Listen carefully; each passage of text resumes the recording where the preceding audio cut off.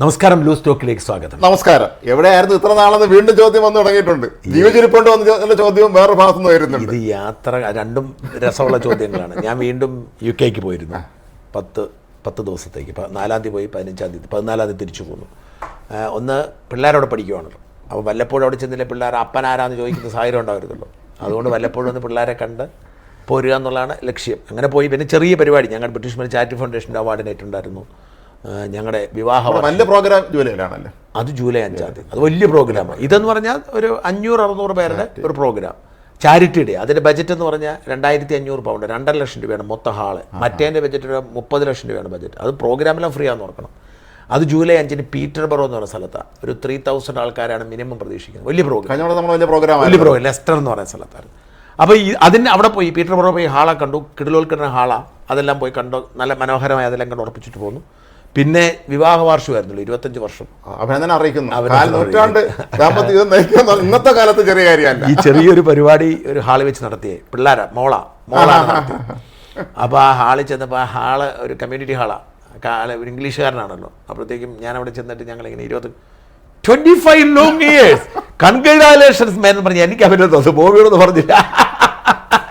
ഇംഗ്ലീഷുകാരനാ, പ്രയാസമാണെന്ന് പറഞ്ഞു. നമ്മുടെ നാട്ടിൽ ഇപ്പോഴത്തെ കല്യാണം വെച്ച് നോക്കുമ്പോൾ 25 വർഷം. പ്രത്യേകിച്ച് വിദേശത്ത്. അതൊന്ന്. പിന്നെ മരിച്ചു എന്ന് പറയുന്നത് അത് ഇടയ്ക്കിടയ്ക്ക് വരുന്നതാണ്. അന്തരിച്ചു, ഷാജൻ അസ്കറി അന്തരിച്ചു. ഞാൻ എന്ത് ചെയ്യുന്നറിയാമോ, ഈ മറുനാടൻ ഷാജൻ അന്തരിച്ചു എന്നുള്ള ഈ സാധനം എടുത്ത് ഞാൻ എൻ്റെ ഫേസ്ബുക്കിലിട്ടു. ഈ സന്തോഷിക്കുന്നു 1000-1200 ഒരു കമന്റ് ഡിലീറ്റ് ചെയ്യുന്നതല്ലാതെ ഞാൻ കുറിച്ച് വെച്ചു. ഞാൻ കണ്ടത് ശരിക്കും സീരിയസ് ആയിട്ട് അനുശോചനം ഇട്ടിട്ടുണ്ട്.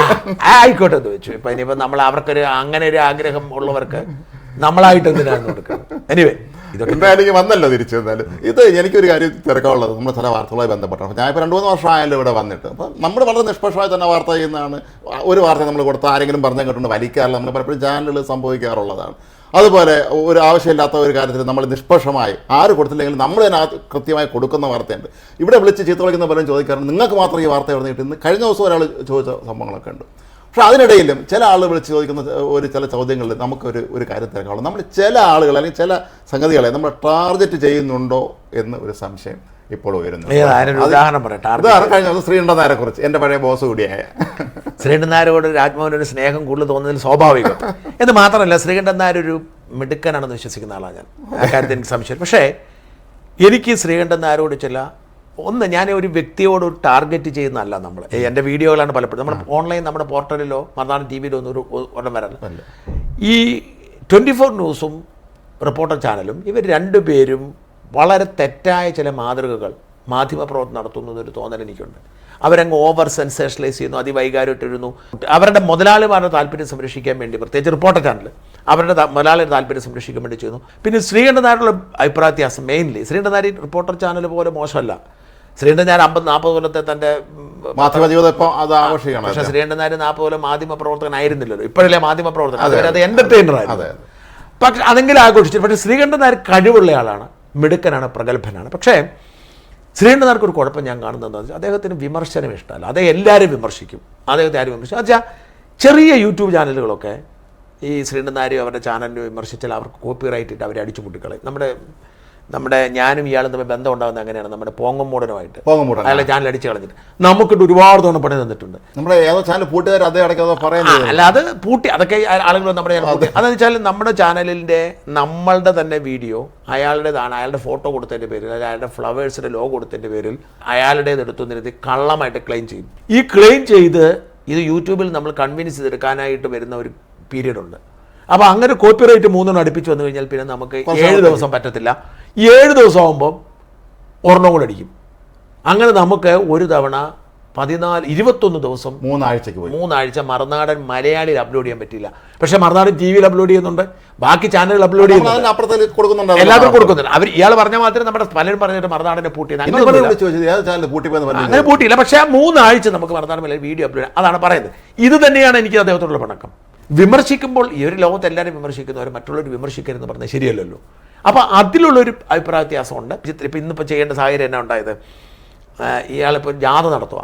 ആ ജാഥ വളരെ തമാശയായിട്ട് എനിക്ക് തോന്നിയിട്ടുള്ളൂ. ഒന്ന്, ഇത്തരം ജാഥകൾ കൊണ്ടൊന്നും നമ്മുടെ നാട്ടിലെ ലഹരി പ്രശ്നം പരിഹരിക്കാൻ കഴിയുന്നില്ല. ഒരിക്കലും കഴിയില്ല. എങ്കിലും ഒരു ബോധവൽക്കരണം നടത്താം. പുതിയ ഒരു ഐഡിയ എന്ന നിലയിൽ പണ്ട് മറ്റേ ഇവൻ കുതിരപ്പുറത്ത് കയറി ഇലക്ഷൻ റിപ്പോർട്ട് അരുൺകുമാർ അപ്പൊ അതിൽ എനിക്ക് വിരോധമൊന്നുമില്ല. പക്ഷെ അതിന്റെ അത് പെട്ടുപോയത് എവിടെയാണെന്ന് വെച്ചാൽ ഈ ലൈവ് സാധനത്തിന്റെ ഒരു കുഴപ്പമുണ്ട്. അത് നിങ്ങൾ കണ്ടായിരുന്നു. അവർ കംപ്ലീറ്റ് ആണ്. ഉണ്ണികൃഷ്ണൻ, സ്മൃതി പരുത്തിക്കാട്, സുജിയ പാർവതി, പിന്നെ ആരായിരുന്നു, എല്ലാവരും പേര് മാറി. അതായത് അവർ റിപ്പോർട്ടർ ചാനലാണ് കാണുന്നത്. ഇവരെ കണ്ടപ്പോൾ റിപ്പോർട്ടർ ചാനൽ അത് തോന്നി. ലൈവിന്റെ ഏറ്റവും വലിയ പ്രശ്നങ്ങളൊന്നും ഇതാണ്. അതാണല്ലോ അതിലെ ഒരു ചമ്മൽ. ഈ ചമ്മൽ എങ്ങനെ നമ്മൾ അവതരിപ്പിക്കായിരിക്കും? ശരിക്കും പറഞ്ഞാൽ ചിരിച്ച് നമ്മൾ മണ്ട പോയി. അപ്പോൾ അതുകൊണ്ട് അത് ടാർഗറ്റ് ചെയ്യുന്നതല്ല. പിന്നെ ഇപ്പം മനോരമയോ അല്ലെങ്കിൽ മാതൃഭൂമിയോ അവരെ ഒന്നും നമുക്ക് അങ്ങനെ ചെയ്യാൻ അവരവരുടേതായ ഒരു പതിയെ വഴിയെ പൊയ്ക്കൊണ്ടിരിക്കുക. ഈ ചാനലുകളിൽ 3 ചാനലേ ഉള്ളൂ. ഈ പറയുന്ന നമ്മുടെ ഒരു ഈ കൺവെൻഷണൽ ആയിട്ടുള്ള ആ രീതിയിൽ അല്ല, അതായത് എല്ലാം റിപ്പോർട്ടറും 24ഉമാണ് നമുക്ക് വിമർശിക്കാൻ അവസരം തരുന്ന തരത്തിലുള്ള രീതികൾ.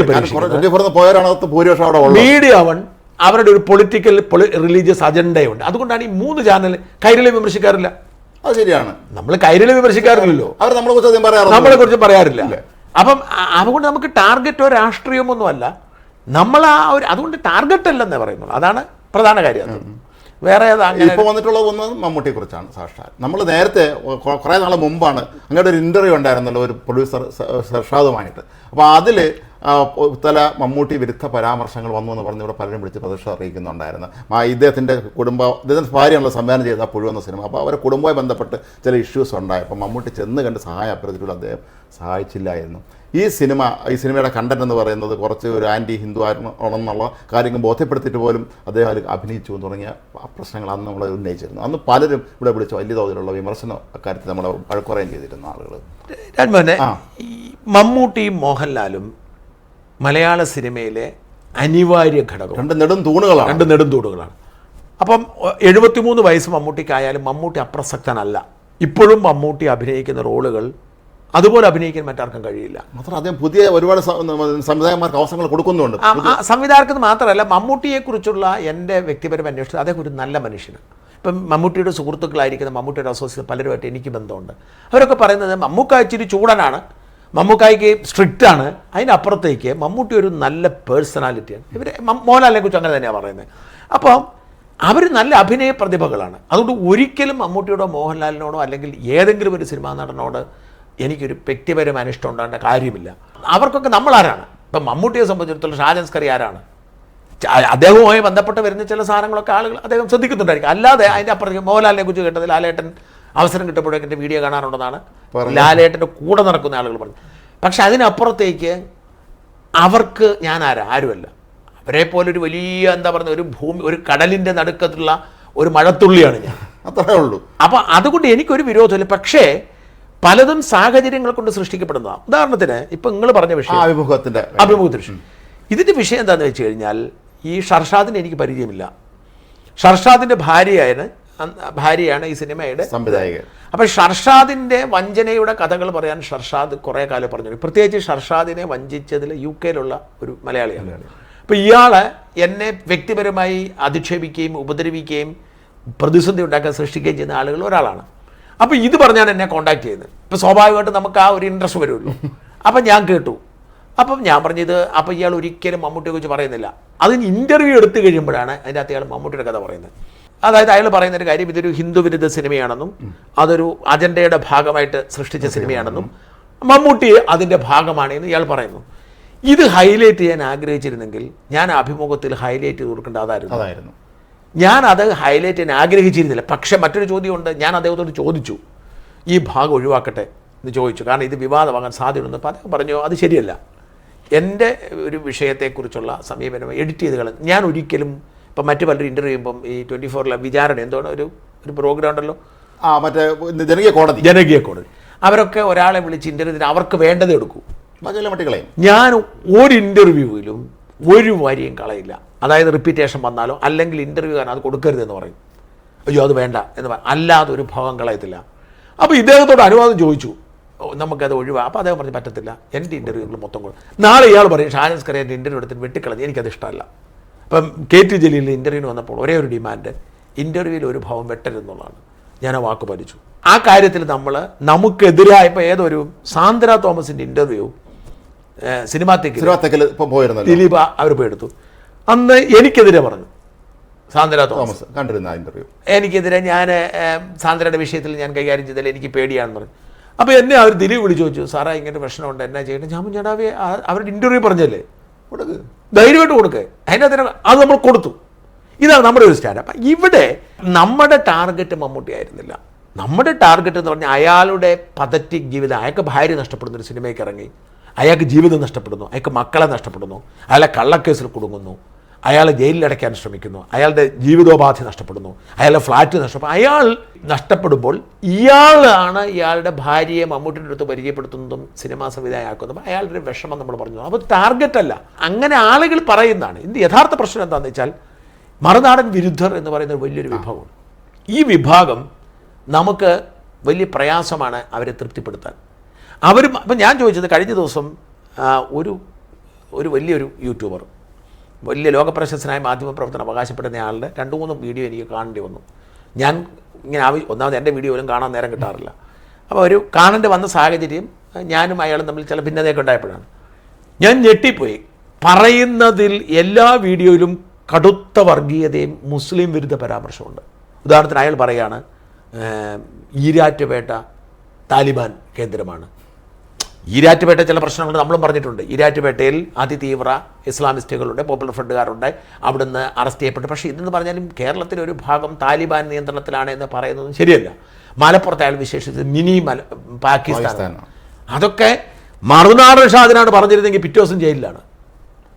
അപ്പം ഞാൻ അത്ര കരുതലോടുകൂടി ഇതിടപെട്ടിട്ടും ഇങ്ങനെ വ്യാജ വാർത്ത, നുണ, വർഗീയത. കഴിഞ്ഞ ദിവസം പോസ്റ്റ് കണ്ട് മറുനാടനാണ് ഏറ്റവും വലിയ വർഗീയവാദി, BJP സംഘപരിവാറിന് ഉത്തരം കുഴപ്പമില്ല, അവനെ തീർക്കണം, അവനെ തല്ലണം എന്നൊക്കെ. യഥാർത്ഥത്തിൽ ഇന്നേ വരെ വർഗീയത ഞാൻ മാത്രമല്ല ഇത്തരം ചില വിഷയങ്ങളിൽ വേറെ ഏതൊക്കെ ചാനലുകൾ കൊടുത്ത വാർത്ത നമ്മളാണ് കൊടുത്തത്. ചില ആൾ ഫോൺ ചെയ്ത് അല്ല ഞാൻ പറഞ്ഞത് ഒരിക്കൽ പോലും വർഗീയത പറയരുതെന്ന് ആഗ്രഹിക്കുന്ന ആളാണ് ഞാൻ. കാരണം മതത്തിൻ്റെ പേരിൽ എനിക്ക് ഇഷ്ടം പോലെ എല്ലാ വിഭാഗത്തിൽപ്പെട്ടവരുണ്ട്. മുസ്ലിം ആചാരങ്ങളുമായി എനിക്ക് ബന്ധമില്ല. ഞാൻ ജനിച്ച് വളർന്ന നാട്ടിൽ മുസ്ലിംസ് ഉണ്ടായിരുന്നില്ല. പക്ഷേ ഞാൻ പഠിച്ചപ്പോൾ എനിക്ക് മുസ്ലിം സുഹൃത്തുക്കൾ, ഇഷ്ടംപോലെ സുഹൃത്തുക്കളുണ്ട്. അപ്പം ഞാനെപ്പോഴും ജർമ്മനിയിൽ ജോലി ചെയ്യുന്ന പ്രൊഫസറുണ്ട്. അയാൾ കാലിക്കറ്റ് യൂണിവേഴ്സിറ്റിയുടെ ഫിസിക്കൽ എഡ്യൂക്കേഷൻ്റെ ഡയറക്ടറായിരുന്നു, കേരള സ്പോർട്സ് കൗൺസിൽ സെക്രട്ടറി ആയിരുന്നു, അഷ്റഫ് സാറ്. ഈ അഷ്റഫ് സാർ എൻ്റെ സഹോദര തുല്യനാണ്.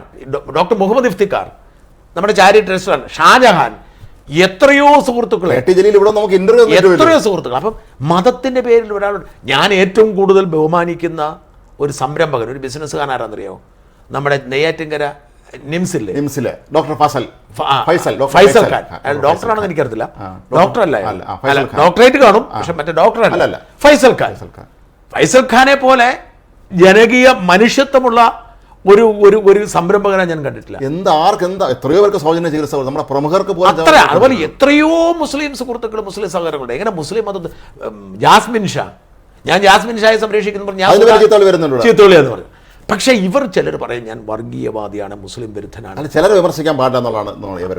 അപ്പം അങ്ങനെ വരുമ്പോൾ നമുക്കൊന്നും ചെയ്യാൻ പറ്റത്തില്ല. അപ്പം ഇതല്ലാതെ ഒരു ടാർഗറ്റഡ് അല്ല, ഇതൊരു ബോധപൂർവ്വം പറയുന്നതിൻ്റെ ഭാഗമാണ്. ഇപ്പം മമ്മൂട്ടിയുടെ വിഷയത്തിലേക്ക്, അതാണ് മമ്മൂട്ടിക്ക് ക്യാൻസറാണ് എന്ന് പറഞ്ഞ് നമ്മളെ വാർത്ത കൊടുത്തതിന് പിന്നാലെ തന്നെ വലിയ തോതിലുള്ള വിമർശനവും ഇവിടെ ആളുകൾ പലരും ഒക്കെ വിളിച്ച് ചോദിക്കുന്നുണ്ട്. അപ്പോൾ എനിക്ക് ചോദിക്കാനുള്ള പ്രധാനപ്പെട്ട ഒരു കാര്യം, ശരിക്കും നമ്മൾ ആ വാർത്തയാണ് എങ്കിൽ പോലും അതൊരു സ്വകാര്യത, ഒരു വ്യക്തിയുടെ സ്വകാര്യതയിലേക്കുള്ള കടന്നുകയറ്റമായി നമുക്ക് കണക്കാക്കി കൂടി. നമുക്ക് ആ സ്വകാര്യതയിലേക്ക് രണ്ടാമത് പോകാം. ഒന്ന്, വാർത്ത വ്യാജ വാർത്തയാണോ? അതാണല്ലോ ഇപ്പോൾ പറയുന്ന പ്രധാന ചർച്ച. അത് പൂർണ്ണമായും വ്യാജ വാർത്തയല്ല, ശരിയായ വാർത്തയാണ്.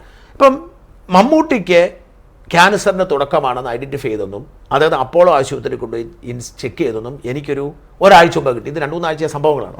ഒരാഴ്ച മുമ്പ് കിട്ടി. അപ്പം ഇത് വെരിഫൈ ചെയ്യണ്ടേ? അപ്പം ഞാൻ എൻ്റേതായ സോഴ്സുകളെല്ലാം ഉപയോഗിച്ച് മമ്മൂട്ടിയുടെ സുഹൃത്തുക്കളെ, കുടുംബാംഗങ്ങളെ, സിനിമ നിർമ്മാതാക്കളെ, സിനിമയിലെ സഹപ്രവർത്തകരെ, ഇവരോടൊക്കെ പരസ്പരം സംസാരിച്ച് ഒരു ധാരണയിലെത്തിയിട്ട് ആശുപത്രി വൃത്തങ്ങൾ, നമുക്ക് പലപ്പോഴും എനിക്ക് ആശുപത്രി വൃത്തങ്ങളുമായും എനിക്ക് ഏറ്റവും കൂടുതൽ ബന്ധമുള്ളത് ഒന്ന് ആശുപത്രി വൃത്തങ്ങളുമായും പോലീസ് വൃത്തങ്ങളുമായും. ഈ രണ്ടിടത്തും എനിക്ക് നല്ല ബന്ധമാണ്. അപ്പം എൻ്റെ ആശുപത്രി വൃത്തങ്ങളുള്ള കണക്ഷനോട് ഞാൻ ഈ വെരിഫൈ ചെയ്ത് ഗ്യാരണ്ടിയാക്കി എന്താണ് സംഭവിച്ചതെന്ന് ഉറപ്പാക്കി, എന്താണ് ചികിത്സ ഉറപ്പാക്കിയിട്ടാണ് ഞാൻ ഇത് കൊടുക്കുന്നത്. അപ്പോൾ ഒരു ചോദ്യം നിങ്ങൾ പറഞ്ഞ മാതിരി ഉണ്ടായി. ഒന്ന്, അതുകൊണ്ട് വ്യാജ വാർത്തയല്ല, വാർത്ത സത്യമാണ്. ഈ വാർത്ത കൊടുക്കുന്നതിന് ഒരു ലക്ഷ്യമുണ്ട്. ഒന്നാമത്തെ ലക്ഷ്യം എന്താണെന്ന് വെച്ചാൽ, അപ്പോഴേക്കും സോഷ്യൽ മീഡിയയിൽ ഊഹാപോഹങ്ങൾ തുടങ്ങിയിരുന്നു. ഞാൻ ഈ പല ആളുകളോട് ഇവരൊക്കെ അറിഞ്ഞിരുന്നു. അപ്പോൾ ഈ അറിഞ്ഞവർക്കൊന്നും കൃത്യമായ ധാരണയില്ല. എന്നോട് ഒരാൾ പറഞ്ഞു 3rd സ്റ്റേജാണ്. ഈ പലരും പിന്നെ കൊടുക്കാൻ മടിക്കുന്ന ഒരു കാര്യം ഇവിടുത്തെ മുഖ്യധാര മാധ്യമങ്ങളൊന്നും ഈ വാർത്ത വന്നിട്ടുമില്ല. അല്ല, അതാണ് പലരും സംശയം ചോദിച്ചത്. അല്ല, അത് പലപ്പോഴും അങ്ങനെയാണല്ലോ. ഒരു വാർത്തയെ മുഖ്യധാരമാക്കി. ഇപ്പം ഞാൻ പറഞ്ഞ ഷിഹാബ് ഷാൻ പറഞ്ഞ ഒരു കള്ളനെ കുറിച്ച് എത്ര കാലത്ത് വാർത്ത, അവനിപ്പം UAE പോലീസിന്റെ കസ്റ്റഡിയിലാണ്. എത്രയോ കാലഘട്ടം അവരായിട്ടെടുക്കും. എന്നിട്ടും അവരാരും കൊടുത്തിട്ടില്ല. നാട്ടുകാരെ പറ്റിച്ചാൽ ഇവിടെ ഏതെങ്കിലും ഒന്ന് അവൻ്റെ അത് ഒഫീഷ്യലി കസ്റ്റഡിയിലാന്നുള്ളവർക്ക് വിവരം കേട്ടിട്ടില്ല.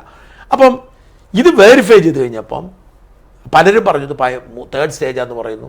ചിലർ പറയുന്നു ഭയങ്കര അമേരിക്കയിൽ കൊണ്ടുവന്നു. ഇങ്ങനത്തെ ഊഹാപോഹങ്ങൾ സോഷ്യൽ മീഡിയ പ്രചരിച്ചപ്പോൾ എൻ്റെ വാർത്തയുടെ പ്രധാനപ്പെട്ട ലക്ഷ്യം എന്ന് പറയുന്നത് ഈ ഗൗരവാവസ്ഥയല്ല, അതിൻ്റെ മെഡിക്കൽ റെക്കോർഡ്സ് പോലും പരിശോധിച്ചിട്ട് ആണ് ഞാനിത് പറയുന്നത്. അപ്പോൾ ഇത് ഗൗരവമായ അവസ്ഥയല്ല. ഒരു അതായത് പലപ്പോഴും പ്രൈമറി സ്റ്റേജ് പോലും സ്റ്റേജ് ആയില്ല. അപ്പൊ തുടക്കമായി. അപ്പോൾ ഒരു ചെറിയ എന്താ പറയുക ഒരു ക്യാൻസറിന്റെ ഒരു സാഹചര്യമുണ്ട്. ഈ സാഹചര്യത്തിൽ ഈ മറ്റേ റേഡിയേഷന്റെ മോഡേൺ ടെക്നോളജി ഉണ്ട്, പ്രോട്ടോൺ തെറാപ്പി. ഈ പ്രോട്ടോൺ തെറാപ്പി റേഡിയേഷന്റെ മോഡേൺ ടെക്നോളജി, അത് ഉപയോഗിച്ച് ഇതങ്ങ് കളയാം. ഒരാഴ്ചത്തെ ഇതേ ഉള്ളൂ. ഈ ഒരു അവസ്ഥ മമ്മൂട്ടിക്ക് ഒരു കുഴപ്പവുമില്ല. അത് ഇതെങ്ങനെയാണ് ഈ വാർത്ത ലീക്കായെന്ന് വെച്ചാൽ അവിടെയാണ് നമ്മൾ ഇവർ പലരും മറന്നു പോകുന്നത്. പരമാവധി ഇത് രഹസ്യമാക്കി വെക്കാൻ ശ്രമിച്ചു. പക്ഷെ വാപ്പച്ചിക്ക് അസുഖം എന്ന് പറഞ്ഞപ്പോഴത്തേക്കും മകൻ തകർന്നുപോയി, ദുൽഖർ. കാരണം ദുൽഖർ ഈ അപ്പനെ മാത്രം ഉപ്പായെ മാത്രം ആശ്രയിച്ച് ജീവിക്കുന്ന ആളാണ്. അപ്പം തന്നെ ഷൂട്ടിംഗ് നിർത്തിയിട്ട് ഓടിപ്പോന്നു. ഷൂട്ടിംഗ് നടക്കുവാണല്ലോ. അപ്പോൾ ആ ഷൂട്ടിംഗ് പെട്ടെന്ന് നിർത്തിയപ്പം അതിനെക്കുറിച്ച് ചർച്ചയായല്ലോ. സ്വാഭാവികമായിട്ട് ആ ഷൂട്ടിങ്ങിൽ ദുൽഖറിന്റെ ഷൂട്ടിംഗ് നടക്കുന്നതോടെ ആ സെറ്റിലുള്ള എല്ലാവരും അറിഞ്ഞല്ലോ. അപ്പം അവിടുന്ന് പരന്നു. അതാണ് ഒന്ന്. 2, ഈ മഹേഷ് നാരായണൻ്റെ സിനിമയുടെ ഷൂട്ടിംഗ് നടക്കുവാണ്. ഡൽഹിയിലെ ഷൂട്ടിങ് ഫെബ്രുവരി 27 കഴിഞ്ഞതാണ്.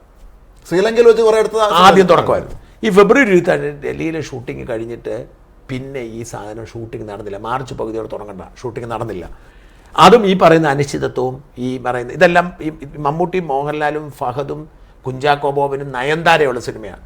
അപ്പം ഇവർക്കൊക്കെ വേറെ സിനിമകൾ 100 കൂടുതലാവും. ഇവർക്കെല്ലാം വേറെ സിനിമകളുണ്ട്. അപ്പം ഇതൊരു പ്രത്യേക തരത്തിലാണ് ഇത് മാനേജ് ചെയ്യുന്നത്. അപ്പം മമ്മൂട്ടി മാത്രമാണ് ഇതിന് കൂടുതൽ സമയം അനുവദിച്ചിരിക്കുന്നത്. വേറെ സിനിമ എടുത്തിട്ടില്ല ഈ സിനിമ തീരുന്നത് വരെ. 150 ഷെഡ്യൂളാണ് കൂടുതൽ. ഏറ്റവും കൂടുതൽ 150 ദിവസമാണ് ഷെഡ്യൂൾ വെച്ചിരിക്കുന്നത്. അപ്പം ഇതെല്ലാം ആശങ്കപ്പെടുന്നുണ്ട്. വാർത്ത പറഞ്ഞു. ഞാൻ ഈ കൺഫ്യൂഷൻ മാറാനും മമ്മൂട്ടിയെക്കുറിച്ച് ആശങ്കപ്പെടാമെന്ന് കരുതാനുമാണ് ഞാൻ ഈ വാർത്ത കൊടുത്തത്. വാർത്ത കൊടുക്കുമ്പം സ്വാഭാവികമായും ആളുകൾക്ക് 10 ലക്ഷം പേരെങ്ങാണ്ട് ഒരു ദിവസം കൊണ്ട് വീഡിയോ യൂട്യൂബിൽ മാത്രം, ഫേസ്ബുക്കിലും 2 ലക്ഷക്കണക്കിന്. ഇപ്പം സ്വാഭാവികമായും മറ്റ് ചാനലുകൾക്കും പത്രങ്ങൾക്കും കിട്ടാത്തൊരു വാർത്ത അത് നമുക്ക് കിട്ടുമ്പം മാധ്യമ സ്ഥാപനങ്ങൾക്കും മാധ്യമ പ്രവർത്തകർക്കും ഉണ്ടാകുന്നൊരു അസൂയയും ബുദ്ധിമുട്ടുണ്ട്. 1. 2, മറുനാടൻ വിരുദ്ധർ എന്ന് പറയുന്ന ആൾക്കാരുണ്ട്, അവരുടെ ഒരു കലിപ്പുണ്ട്. അപ്പോൾ ഇവരെല്ലാം ഓടി നടന്ന് ഇത് വ്യാജ വാർത്തയാണ് തെളിയിക്കാൻ ശ്രമിച്ചെങ്കിലും ആരാണ് വ്യാജമെന്ന് പറയേണ്ടത്? മമ്മൂട്ടി പറയണം, അല്ലെ മമ്മൂട്ടിയുടെ മകൻ പറയണം, ഭാര്യ പറയണം, കുടുംബാംഗങ്ങൾ പറയണം, അല്ലെ മമ്മൂട്ടിയുടെ ചുമതലപ്പെട്ട ഇവരാരും പറഞ്ഞില്ല. വെറുതെ ഒരു ഇവരാരും പറഞ്ഞില്ല. ഈ നമ്മുടെ കേരളത്തിലെ മുഴുവൻ പത്രങ്ങളും ഇവരെല്ലാം വിളിച്ച് ആശ്രയിച്ചു. ഇവരാരും വിശദീകരണം കൊടുത്തില്ല. ആരും മിഡ് ഡേ എന്ന് പറയുന്ന ബോംബെയിലൊരു പത്രം മാത്രം അവർക്കിത് കൊടുക്കാൻ വഴിയില്ല. അപ്പോൾ അവരുടെ കൺഫൈൻ ചെയ്യാൻ വഴിയില്ല. അപ്പോൾ അവർ കൊച്ചിയിലെ ഏതോ PR ടീം, ആരുടെ PR ടീം, മമ്മൂട്ടിക്ക് അങ്ങനെ PR ടീമില്ല. നമ്മൾ കേട്ടില്ല PR ടീമില്ല. ഞാൻ ഈ മമ്മൂട്ടിയുടെ PR കൈകാര്യം ചെയ്യുന്നവരോടും അതിന് ശേഷം ഈ PR ടീമിൻ്റെ വിശദീകരണം വന്നതിന് ശേഷം ഞാൻ ഈ PR കൈകാര്യം ചെയ്യുന്നവരോടും മമ്മൂട്ടിയായിട്ട് വളരെ അടുപ്പമുള്ളവരോടൊക്കെ ചോദിച്ചു, നിങ്ങൾ എന്ത് പണിയാണ് കാണിച്ചേ? അപ്പം ഞങ്ങളാരും അറിഞ്ഞിട്ടില്ല എന്ന് മാത്രമല്ല, മമ്മൂട്ടിയായിട്ട് അടുപ്പമുള്ള ഒരാൾ എന്നോട് പറഞ്ഞത് ശരിയാണെന്ന് എനിക്കറിയത്തില്ല. മമ്മൂക്ക അയാളോട് പറഞ്ഞു, നന്നായി ആ വാർത്ത വന്നത്, കാരണം ഈ ഊഹാപോഹമൊക്കെ തീരുമല്ലോ. ഗുരുതരം അല്ലല്ലോ നമ്മൾ കൊടുത്തത്. അല്ലല്ലോ, നിസ്സാരമല്ലേ പറഞ്ഞു. മമ്മൂക്ക അങ്ങനെ പറഞ്ഞു എന്നാണ് ഈ മമ്മൂക്കായുമായി ബന്ധമുള്ള ഒരാൾ എന്നോട് പറഞ്ഞത്. അപ്പം അയാൾ ഞാൻ ഈ വാർത്ത അറിയാഞ്ഞോണ്ട് ആദ്യം വിളിച്ച് ചോദിച്ചപ്പോൾ അയാൾ, ചേട്ടാ അങ്ങനെ ഒരു സംഭവമേ ഇല്ല കേട്ടോ, ആളുകൾ പറയുന്നതെന്ന് പറഞ്ഞ കക്ഷിയാ. ആ കക്ഷി വാർത്ത കഴിഞ്ഞപ്പോൾ എന്നോട് പറഞ്ഞു, ചേട്ടാ ഞങ്ങളാരും പ്രസ് റിലീസ് കൊടുത്തിട്ടില്ല, ഞങ്ങൾക്ക് ഒരു ബന്ധവുമില്ല. മമ്മൂക്ക പറഞ്ഞത് നന്നായിടാ, കാരണം എന്താണെന്ന് വെച്ചാൽ ഈ ഊഹാപോഹത്തിൽ ഇതായിരുന്നു യഥാർത്ഥ അവസ്ഥ. പക്ഷേ ഈ മിഡ് ഡേ എന്ത് ചെയ്തു? ഏതോ PR ഏജൻസി നമ്മൾ സാധനം കൊടുത്തോടുകൂടി ഇവിടെ മറുനാടൻ വിരുദ്ധരെല്ലാം കൂടെ അവനെ അടിക്കണം, കൊല്ലണം, തല്ലണം, വ്യാജം രംഗത്തിറങ്ങി. യഥാർത്ഥത്തിൽ വാർത്ത പൂർണ്ണമായും ശരിയാണ്. എവിടെയാണെന്ന് ഞാൻ അതിനകത്ത് പറഞ്ഞിരിക്കുന്നത്? മമ്മൂട്ടി സീരിയസ് ആണ്. സീരിയസ് അല്ല എന്ന് മാത്രമാണ് പറഞ്ഞിരിക്കുന്നത്. സീരിയസ് അല്ല, ഒരു കുഴപ്പമില്ല, പ്രാഥമിക സ്റ്റേജ് പോലും അല്ലാതെ പറഞ്ഞിരിക്കുന്നത്. പക്ഷെ മമ്മൂട്ടിക്ക് അസുഖം ഉണ്ടെന്നുള്ളതും അത് ഐഡന്റിഫൈ ചെയ്തെന്നുള്ളതും ക്യാൻസറസ് ആണെന്നുള്ളതും പറഞ്ഞതിന് തെറ്റി എനിക്ക് മനസ്സിലാകുന്നു. ഇത് ദീപികയും കൗമുദിയും പിന്നീട് എഴുതി. വ്യക്തമായ വാർത്ത കൊടുത്തിട്ടുണ്ട്. വ്യക്തമായി എഴുതി അർബുദം, ഞാൻ ക്യാൻസർ എന്ന് പറഞ്ഞു, അവർ അർബുദം. അർബുദം എഴുതി. പ്രോട്ടോൺ ചികിത്സയെക്കുറിച്ചും ദീപിക വളരെ വിശദമായിട്ട് ലേഖനം കൊടുത്തു. അപ്പോൾ പക്ഷേ മറുനാടൻ ചെയ്യുമ്പോൾ അത് കുഴപ്പമാണെന്ന് പറഞ്ഞു. ഇതാണ് അതിൻ്റെ രോഗാവസ്ഥ. ഇനി നിങ്ങൾ പറഞ്ഞ രണ്ടാമത്തെ എന്താണ്, ഈ എത്തിക്കലാണോ? അതെ, പ്രൈവസി. അവിടെ ഒരു പ്രശ്നമുണ്ട്, അതൊരു ഡിബേറ്റിംഗ് സബ്ജക്റ്റാണ്. മാത്രമല്ല മമ്മൂട്ടിക്ക് ഒരു പ്രത്യേകതയുണ്ട്. അദ്ദേഹം പൊതുവെ അതിൻ്റെ കുടുംബാംഗങ്ങൾ, അതിൻ്റെ പേഴ്സണൽ കാര്യങ്ങൾ അധികം പുറത്ത് വരുന്ന ഒരാളും അല്ല. അത് അങ്ങനെ ഒരു കാര്യം ശ്രദ്ധിച്ചിട്ടുണ്ട് പലപ്പോഴും. ചില കാര്യങ്ങളൊക്കെ വരുന്നുണ്ടെങ്കിൽ പോലും അദ്ദേഹം കുറച്ചൊരു കുടുംബം അദ്ദേഹത്തിന് ഒതുങ്ങി. ഇതിനകത്ത് നമുക്കൊരു ഡിബേറ്റിംഗ് സബ്ജക്റ്റാണ്. ഈ ഡിബേറ്റിംഗ് സബ്ജക്റ്റ് എന്ന് പറഞ്ഞാൽ ലോകത്തെല്ലാവരും അവനവനെ ഒട്ടും പോസിറ്റീവ് അല്ലാത്ത കാര്യം ആരും അറിയാൻ ആഗ്രഹിക്കുന്നില്ല. ഇപ്പോൾ ഒരു തട്ടിപ്പുകാരൻ തട്ടിപ്പ് നടന്ന് അറിയാൻ ആഗ്രഹിക്കുന്നില്ല. ഇപ്പോൾ പിണറായി വിജയൻ അയാളുടെ മകളെ സഹായിക്കുന്ന അറിയാൻ ആഗ്രഹിക്കുന്നില്ല. അപ്പം വാർത്തകളിൽ നിറഞ്ഞു നിൽക്കുന്ന വ്യക്തികൾ ആരും നെഗറ്റീവായിട്ടൊരു കാര്യം പുറത്തു വരാൻ ആഗ്രഹിക്കുന്നില്ല എന്നുള്ള സത്യം സിനിമക്കാർക്ക്. അതേസമയം ഇവരെ ഇഷ്ടപ്പെടുന്നവർ, ആ പ്രേക്ഷകർ, അതാണ് നമ്മളെ സംബന്ധിച്ചിടത്തോളം നമ്മുടെ മുമ്പിലുള്ള ക്രൗഡ് ഏതാണ്? സാധാരണ മനുഷ്യരാണ്. മമ്മൂട്ടിയെ ഇഷ്ടപ്പെടുന്നവരും പിണറായി ഇഷ്ടപ്പെടുന്നവരും മമ്മൂട്ടിയെ വെറുക്കുന്നവരും പിണറായി വെറുക്കുന്നവരൊക്കെയാണ് നമ്മുടെ ക്രൗഡ്സ്. എല്ലാവരും ആശ്രയിക്കുന്നത് മാധ്യമങ്ങളാണ്. അപ്പം മാധ്യമ പ്രവർത്തകൻ എന്താണ് കണ്ടെത്തേണ്ടത്?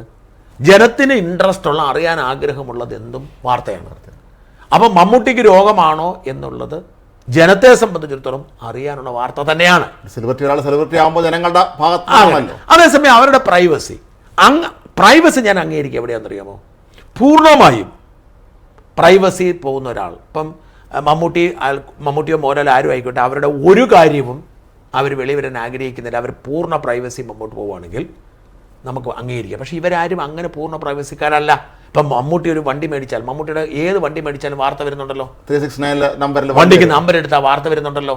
മക്കളുടെ പേരക്കുട്ടിയുടെ ചോറൂണ് വാർത്ത വരുന്നുണ്ടല്ലോ. അപ്പം അവരുടെ പോസിറ്റീവ് സാധനങ്ങളെല്ലാം വാർത്ത വരുന്നുണ്ടെങ്കിൽ അവരുമായി ബന്ധപ്പെട്ട ഇതും വാർത്ത തന്നെയാണ്. അതേസമയം നമ്മളൊരു എത്തിക്സ് പാലിക്കണം. ഏതാണ്? ആശുപത്രി റെക്കോർഡ്സ് പുറത്തുവിടാൻ പാടില്ല. ഇപ്പോൾ ഒരാൾ ഏതെങ്കിലും, ഇപ്പോൾ VS അച്യുതാനന്ദൻ്റെ ഒരു ഫോട്ടോ അവിടെ കാണാൻ പോയ ഒരാൾ എനിക്ക് അയച്ചു തന്നു.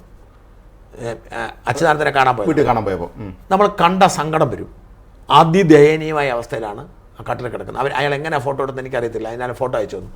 ഞാൻ പറഞ്ഞു, ഞാൻ ആ പടം കൊടുക്കത്തില്ല, അത് പ്രൈവസിയാണ്.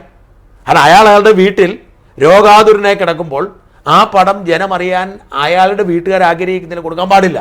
അതേസമയം പുള്ളിക്ക് രോഗാവസ്ഥയാണെന്ന് നമ്മൾ കൊടുക്കണം. കാരണം അയാൾ എങ്ങനെ കിടക്കും, അത് പ്രൈവസിക്ക് ഒരു വ്യത്യാസമുണ്ട്. അപ്പം ഞാൻ പറഞ്ഞു, ഇതിപ്പം ബൈഡൻ, അമേരിക്കൻ പ്രസിഡന്റ് ബൈഡൻ ഒരു രോഗിയായിരുന്നു, നിരന്തരം പറഞ്ഞു വീഴുമായിരുന്നു. അമേരിക്കൻ മാധ്യമങ്ങളെല്ലാം അയാളുടെ രോഗത്തെക്കുറിച്ച് എഴുതാറുണ്ട്, എല്ലാവരും എഴുതാറില്ലേ? അപ്പം പ്രൈവസി എന്ന് പറയുന്നത് ഒരു വളരെ ഡിബേറ്റിംഗ് ആയിട്ടുള്ള സബ്ജക്റ്റാണ്. അപ്പം മമ്മൂട്ടി മലയാളത്തിൻ്റെ നടനാണ്. മമ്മൂട്ടിക്ക് രോഗം വന്നാൽ ആ വാർത്ത അറിയാൻ മമ്മൂട്ടിയെ ഇഷ്ടപ്പെടുന്നവർക്ക് അവകാശമുണ്ട്. അവർക്ക് മമ്മൂട്ടിക്ക് വേണ്ടി പ്രാർത്ഥിക്കാനായിരിക്കും. ഇപ്പം മോഹൻലാൽ പോയി വഴിപാട് നടത്തി. അല്ല, അത് പ്രസക്തമായ കാര്യമാണ്. കാരണം ആ പ്രത്യേകതരം ആ പൂജ നടത്തിയത് രോഗം ഭേദമാകാനുള്ള ചികിത്സയാണ്. ഇപ്പം ഞാൻ പറഞ്ഞു, നമ്മുടെ ശങ്കുറ്റി ദാസ് വലിയ അപകടത്തിൽപ്പെട്ടിരുന്നു. Bike accident. അതീവ ഗുരുതരാവസ്ഥയിലായിരുന്നു, ICUവിലായിരുന്നു. ഈ സമയത്ത് ഞാൻ വാർത്ത കൊടുത്തപ്പോൾ ഞാൻ അയാളുടെ നക്ഷത്രം സംരക്ഷണം ചെയ്തു. ആളുകൾ പ്രാർത്ഥിക്കണമെന്ന് പറഞ്ഞു. അപ്പോൾ 2 ഡിബേറ്റ് ഉണ്ടായി. ചിലർ പറഞ്ഞു അത് ശരിയല്ല, കാരണം അതിന് നെഗറ്റീവായിട്ടുള്ള ഇമ്പാക്റ്റ്. ഞാൻ പറഞ്ഞു അത് പറഞ്ഞിട്ട് കാര്യമില്ല. കാരണം അയാളെ പ്രാർത്ഥിക്കാൻ ആഗ്രഹിക്കുക, എന്നോട് നക്ഷത്രം ചോദിക്കുന്നു, അമ്പലത്തിൽ പൂജ നക്ഷത്രം കൊടുക്കണം. അപ്പം ഈ ശങ്കുറ്റി ദാസ് ഒരു പൊതുപ്രവർത്തകനായതുകൊണ്ട് തന്നെയാണ് അയാൾക്ക് ആക്സിഡൻ്റ് ആയപ്പോൾ വാർത്തയാവുന്നത്. ഇത് തന്നെയാണ് ഇപ്പം ഞാൻ പറഞ്ഞ PT തോമസിൻ്റെ രോഗമാണ് നമ്മൾ ആദ്യം പറഞ്ഞത്. ഉമ്മൻചാണ്ടി, കോടിയേരി ബാലകൃഷ്ണൻ രോഗവിവരം നമ്മൾക്ക് എങ്ങനെ കിട്ടുന്നത്? മറ്റവരുടെയൊക്കെ നമുക്ക് കിട്ടാൻ സാധ്യത. കോടിയേരി ബാലകൃഷ്ണൻ്റെ മകൻ ജാമ്യാപേക്ഷ കൊടുത്തിരിക്കുന്നു. എൻ്റെ അപ്പൻ മരണാസന്നനാണ്, എനിക്ക് എൻ്റെ അപ്പനെ കാണണം, ക്യാൻസർ വന്ന് മരിക്കാറേ കിടക്കുകയാണെന്ന് പറഞ്ഞു കൊടുത്തു. അതല്ലേ തെളിവ്? അപ്പോൾ ഞാൻ പറഞ്ഞത് പ്രൈവസി എന്ന് പറയുന്നത് ഒരു ഡിബേറ്റിംഗ് സബ്ജക്റ്റാണ് എന്ന് മാത്രമല്ല, ഈ പ്രൈവസിക്ക് അമിത പ്രാധാന്യം കൊടുത്താണെന്ന് കുഴപ്പം എന്ന് വെച്ചാൽ ഇത് വലിയ ഊഹാപോഹങ്ങളും അവസാനം എല്ലാവരും കൂടി മമ്മൂട്ടിയെ കൊല്ലും. അത് സത്യമാണ്. പണ്ട് പലപ്പോഴും സംഭവിച്ചിട്ടുള്ള നമ്മുടെ ഈ സലീം കുമാർ എത്ര പ്രാവശ്യം മരിച്ചിട്ടുണ്ട്? 10 പ്രാവശ്യങ്ങളുണ്ടെന്നാണ് പുള്ളി എന്ന് പറയുന്നത്. അതാ പറഞ്ഞത്. അപ്പം അതൊക്കെ ഒഴിവാക്കാൻ വേണ്ടിയിട്ടുള്ളൊരു പരിപാടിയാണ്. ഇതിനെ എന്തിനാണ് മോഹൻലാൽ പോയി പൂജ നടത്തിയത്? രോഗമായതുകൊണ്ടാണ്. അല്ലെ മോഹൻലാൽ അവിടെ പോയി ശബരിമലയിൽ പോയിട്ട് നാളെ പറഞ്ഞു പൂജ നടത്തത്തില്ല. അപ്പം അവർ തമ്മിൽ ബന്ധത്തിൻ്റെ അടയാളമാണ്. അപ്പോൾ ഈ പ്രൈവസി ഒരു കോംപ്ലിക്കേറ്റഡ് സബ്ജക്റ്റാണ്. നമുക്ക് അങ്ങനെ ആണെങ്കിൽ നമ്മൾ എല്ലാവരുടെയും പ്രൈവസി മാനിക്കണം. ഇപ്പോൾ പിണറായി വിജയൻ്റെ മകളെക്കുറിച്ചും മരുമകനെക്കുറിച്ചൊക്കെ നമ്മൾ വാർത്ത, അവരുടെ പ്രൈവസി അല്ലേ? പിണറായിയുടെ ഭാര്യയ്ക്ക് എന്ത് രാഷ്ട്രീയം? നമ്മളിതിൻ്റെ കമലയെന്ന് എല്ലാവർക്കും അറിയത്തില്ല. എന്തിനാണ് നമ്മൾ കമലയിൽ അത് പിടിച്ചിരുന്നത്? കമല ഇൻ്റർനാഷണലോ? അങ്ങനെ ഒരുപാട് ആരോണം വന്ന അപ്പൊ സിംഗപ്പൂരിൽ. അപ്പൊ ഞാൻ പറഞ്ഞത് ഈ പ്രൈവസി എന്ന് പറയുന്ന സാധനം ബാധകമാണെങ്കിൽ എല്ലായിടത്തും ബാധകമാണ്, മമ്മൂട്ടിക്ക് മാത്രമല്ല. അതേസമയം മമ്മൂട്ടി ഇത് വരിയിൽ ആഗ്രഹിക്കുന്നില്ലായിരിക്കാം. പക്ഷെ ഞാൻ പറഞ്ഞത് ആരും ആഗ്രഹിക്കുന്നില്ല. പക്ഷെ നമ്മൾ സെലിബ്രിറ്റി ആണെങ്കിൽ അതിൻ്റെ കോസ്റ്റാണ് ഈ പറയുന്ന.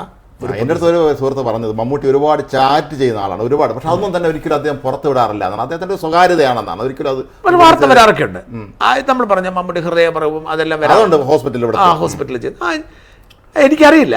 പഴയ തരം സിനിമാക്കാർക്ക് അദ്ദേഹം ഒരുപാട് സഹായിച്ചിട്ടുണ്ട്. ചില ഇന്ന് സാമ്പത്തിക പ്രതിസന്ധിയില്ല പലരും അദ്ദേഹം പൈസ അല്ല അത് കാണും, അതൊക്കെ പ്രത്യേകതയുണ്ട്. അതൊക്കെ കാണും. ഞാൻ പറഞ്ഞത് പക്ഷെ മമ്മൂട്ടി ആ കുഴപ്പത്തിലായി മരിക്കാൻ പോകുന്നതല്ല നമ്മൾ കൊടുത്തത്. അപ്പം ഇതിൻ്റെ അകത്ത് രാജ്മോഹൻ ഇത്രേ ഉള്ളൂ, നമുക്ക് മമ്മൂട്ടിയോട് ഒരു വിരോധവുമില്ല, നമുക്ക് മമ്മൂട്ടിയോട് ഭയങ്കരമായി ഇഷ്ടമേ ഉള്ളൂ. അത് ഏത് വാർത്തയോടെ നമ്മുടെ സമീപനം അങ്ങനെയാണ്. പിന്നെ നമുക്ക് കിട്ടുന്നൊരു വാർത്ത വെരിഫൈ ചെയ്താൽ മറ്റുള്ളവർ കൊടുത്തൊന്നും നമ്മൾ നോക്കാറില്ല. നമ്മളത് വെരിഫൈ ചെയ്ത് വാർത്ത സത്യമാണോ നോക്കുന്നു, വാർത്ത സത്യമാണ് നമ്മൾ കൊടുക്കും. നമ്മൾ കൊടുക്കുമ്പോൾ വ്യാജമാണെന്ന് പറഞ്ഞ വാർത്ത ബാലഭാസ്കർ മരിച്ചപ്പം ബാലഭാസ്കറിന് വീട്ടുകാർക്ക് സംശയമുണ്ട് എന്ന് ഞാൻ വാർത്ത കൊടുത്തപ്പം എന്തോ ഒരു ആദ്യമോ